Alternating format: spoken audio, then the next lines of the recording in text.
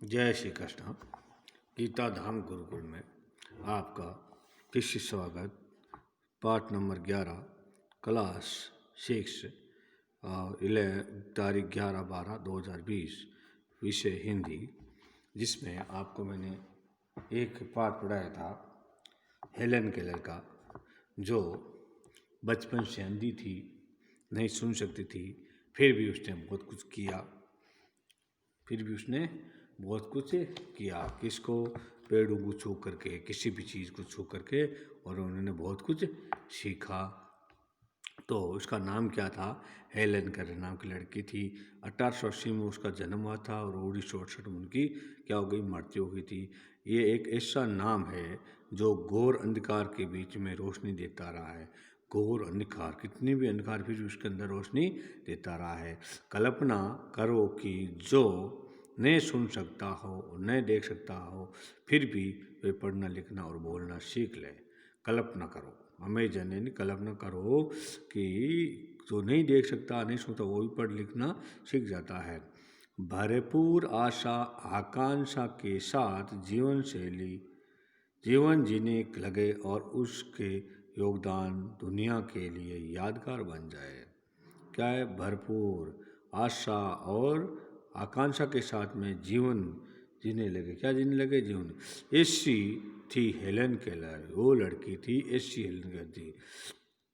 जब वह 1.5 वर्ष की थी, कितने वर्ष की थी? 1.5 वर्ष की थी, जब बचपन की गंभीर बीमारी की वजह से उनके देखने और सुनने की शक्ति जाती रही। यानी जो 1.5 वर्ष की थी उस समय उसके सुनने और देखने की शक्ति खत्म हो गई थी। कहने बोले आंखों से अंधी हो गई और कानों से बहरी हो गई। लेकिन उन्होंने हार नहीं मानी। क्या नहीं मानी? हार नहीं मानी। कॉलेज के दिनों में ही प्रकाशित अपनी आत्मकथा स्टोरी ऑफ लाइफ, क्या लिखी है उसने? आत्मकथा का नाम लिखा क्या? स्टोरी ऑफ लाइफ, जीवन की कहानी। अपने जीवन की कहानी, आत्मकथा क्या? अपने जीवन की कहानी। कि वह लिखती है, क्या लिखती है कि मुझे ये तो याद नहीं कि ऐसा कैसे हुआ, लेकिन ऐसा लगता है कि रात कभी ख़त्म क्यों नहीं होती। क्योंकि वो अंधी थी इसलिए सोचती कि रात कभी ख़त्म क्यों नहीं होती और सुबह क्यों नहीं आती। क्या कहती है? सुबह क्यों नहीं आती।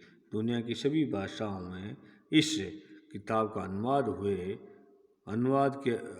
हुए हैं कि इसके अलावा भी उसकी 10 पुस्तकें और सैकड़ों लेख प्रकाशित हुए। देखो, एक पुस्तक, ये नाम है पुस्तक का, क्यों ख़त्म होती और क्यों सुबह नहीं होती। ये भी एक पुस्तक उसने लिखी। इसी प्रकार उसके 10 पुस्तकें और सैकड़ों लेख प्रकाशित हुए। क्या हुए? सैकड़ों लेख। उन्होंने दुनिया भर में घूम घूम कर अपने जैसे लोगों को अधिकारों और विश्व शांति के लिए काम किया। क्या किया? जो अंधे बेरे गूंगे थे उनके लिए अधिकारों का और विश्व की शांति के लिए काम किया। हेलन केलर भारत भी आई थी। कहाँ आई थी? भारत भी आई थी। ठीक है, मैं अब आपको ये जो क्वेश्चन है उनके मैं आंसर बता देता हूँ। कृपया आप अपनी कॉपी में करेंगे। क्या करेंगे? कॉपी में करेंगे, सुनते रहेंगे, धीरे धीरे बोलते रहूँगा मैं आपके। पहला क्वेश्चन दिया हुआ है, जिन लोगों के पास आंखें हैं, क्या है? आंखें हैं, वे सचमुच बहुत कम देखते हैं। हेलन केलर को ऐसा क्यों लगता था? क्यों लगता था?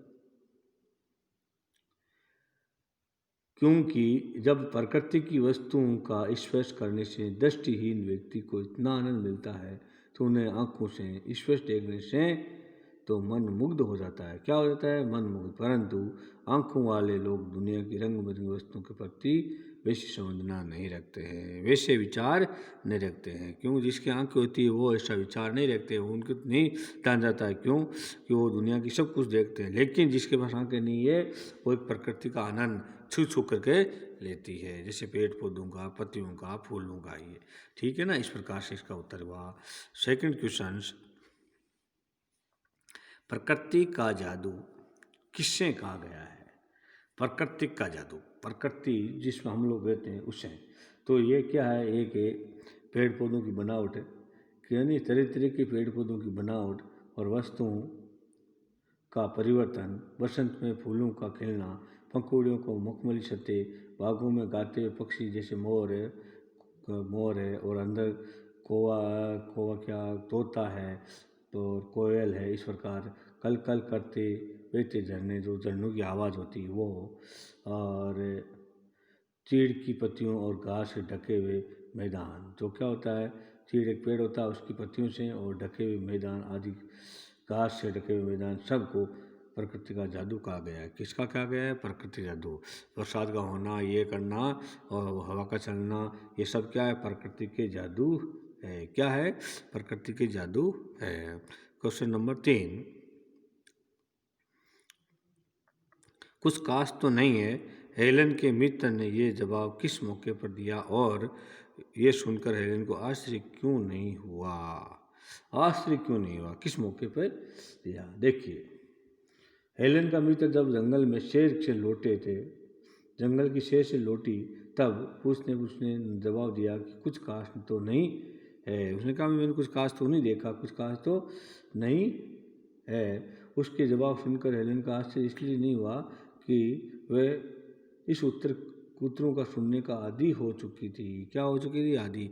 यानी जो भी जाता उनको जवाब यही देते थे कि कुछ खास नहीं हुआ, हमें जो नहीं देखा, ये कुछ नहीं है, ये नहीं है, इसलिए वो इन प्रश्नों के उत्तर की आदी हो चुकी थी। इसलिए वो कभी भी ऐसा विचार नहीं किया। क्या नहीं किया? कि चलो ठीक है, दिया तो ठीक है जवाब। नेक्स्ट में क्वेश्चन नंबर 4, हेलन केलर प्रकृति की किन चीज़ों को छूकर सुनकर पहचान लेती थी? पाठ के आधार पर इसका उत्तर तो लिखना ही है, पाठ का आधार लिखना है। किसके आधार पर? तो जैसे कोई पेड़ गई, जैसे बरगद का पेड़ है या चीड़ का पेड़ है या घास है या पुष्प है, फूल है, उनको छू करके किस प्रकार से करती। तो देखो, हेलन का खेल है भोजपत्र की चिकनी छाल। भोजपत्र की छाल कैसी होती है? चिकनी होती है। और चीड़ का खुरदरी छाल, किसकी? चीड़ होता है उसकी खुरदरी छाल होती है।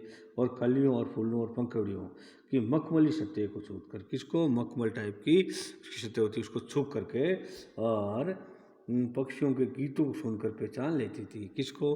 पशु पक्षियों को। जैसे कौवा की आवाज़ अलग होती है, कोयल की आवाज़ अलग होती है, मोर की आवाज़ अलग होती है, और मोर के बाद पेरोटन तोता की आवाज़ अलग होती है, कबूतर है, या अदर डिफरेंस एनिमल्स एंड मतलब जानवर और पशु पक्षी की आवाज़ अलग अलग होती है। उनको पहचान करके वो क्या करती थी?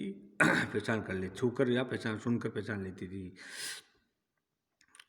जबकि इस नियामत से जिंदगी की खुशियों में इंद्रधनुषी रंगों से किया जा सकता था, तुम्हारी नज़र में इसका क्या अर्थ है? आपकी नज़र में देखिए, इस वाक्य का अर्थ क्या है? दृष्टि या देख होगी, दृष्टि या देखने योग्य आंखें ईश्वर को विशेष देन है। क्या है? ईश्वर की विशेष देन है। क्या मानिए? आंखें भगवान दृष्टि दिए, किसने दिए? ईश्वर ने दिए। किसने दिए? ईश्वर। और यह क्या? ईश्वर की विशेष, इसमें प्रकृति के अनेक सुंदर वस्तु को श्रेष्ठ देखा जा सकता है। आंखें दिए हमने, देख लिए, तो हम प्रकृति की हर चीज़ को हम देख सकते हैं और तथा आनंदित होकर अपने सारे दुखों को भुलाया भी जा सकता है। यानी हम प्रकृति की हर चीज़ को देख करके और आनंदित होकर के सब चीज़ को हम भुलाया भी जा सकता है। इसी प्रकार से ये पाठ के 5 क्वेश्चन जो आपको अपनी कॉपी में करने हैं और ध्यान से सुनना है, ध्यान रखेंगे, क्योंकि और इन्हीं क्वेश्चन में से आपके आएंगे। हो सकता है अभी समय से पे स्कूल नहीं खुले, जब तक आपको ऑनलाइन क्लास में पढ़ते रहना है। जय श्री कृष्ण।